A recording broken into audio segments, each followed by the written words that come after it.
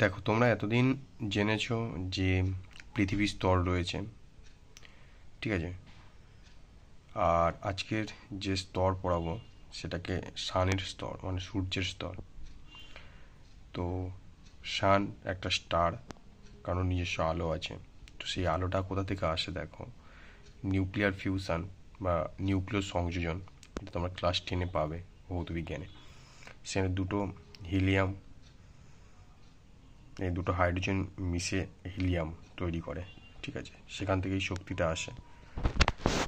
আর এই স্তরকে 6টা ভাগে ভাগ করা যায়। আমি আউটার থেকে ইনে যাচ্ছি, দেখো, মানে বাইরে থেকে ভেতরে। বাইরে যেটা থাকে সেটা কোরোনা বলে। আর তারপরে ক্রোমোস্পিয়ার, তারপর ফটোস্পিয়ার, তারপরে কনভেকশন জোন, তারপরে র্যাপিড জোন, তারপরে কোরটা একদম মধ্যিখানে থাকে। তো আউটার স্তরগুলোর মধ্যে হচ্ছে কোরোনা, যেটা বাইরে থাকে, ক্রোমোস্পিয়ার আর ফটোস্পিয়ার। আর ইনার যেগুলো আছে তাদের মধ্যে হচ্ছে কনভেকশন জোন। তোমরা সানের মানে সানস্পট দেখেছো, যে কালো কালো ব্যাপার থাকে। তো কনভেকশন জোনটা হচ্ছে ঠান্ডা জায়গা, খুব ঠান্ডা জায়গা, মানে যে ঠান্ডা সেটা নয়, ঠান্ডা জায়গা বলা হয় ওটাকে। আর র্যাপিড জোন ওটা হচ্ছে খুব হাই হিট থাকে ওখানে।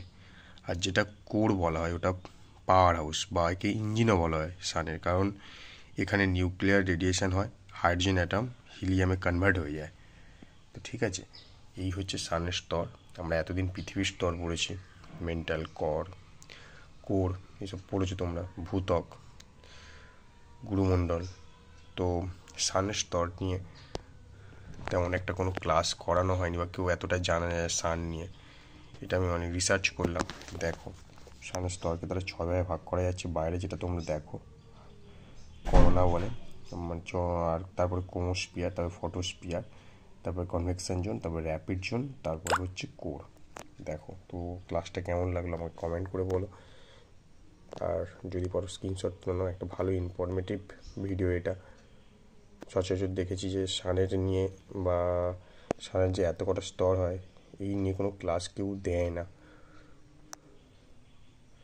তাহলে নিউক্লিয়ার ফিউশন বা নিউক্লিয়ার সংযোজনে তোমার কী হচ্ছে, হাইড্রোজেন অ্যাটম হিলিয়ামে কনভার্ট হচ্ছে, তার ফলে শক্তিটা উৎপন্ন হচ্ছে সানের। আর নিউক্লিয় বিভাজনে পরমাণু বোমা তৈরি হয়।